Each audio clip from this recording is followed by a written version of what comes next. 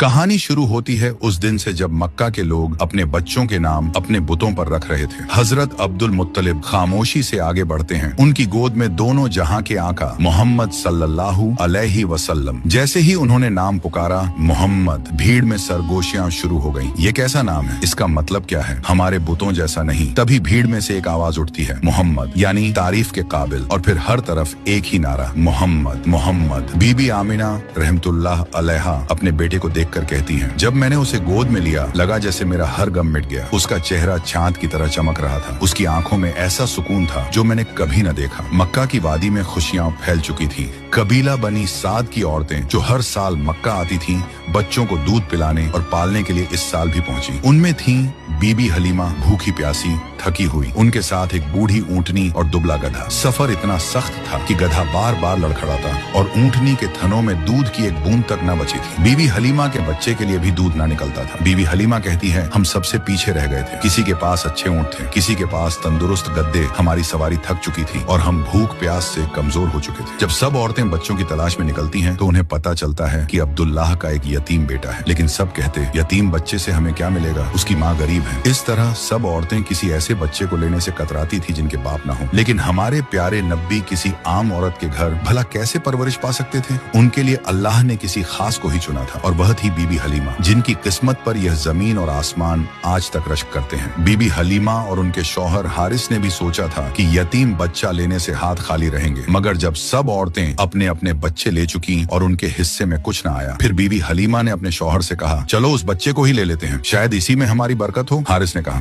हाँ क्यों नहीं, शायद यही बच्चा हमारे नसीब बदल दे। और जब बीबी हलीमा बीबी आमिना रहमतुल्लाह अलैहा के घर पहुंची तो उन्होंने देखा और आगे क्या हुआ जानने के लिए पार्ट 2 जरूर देखें।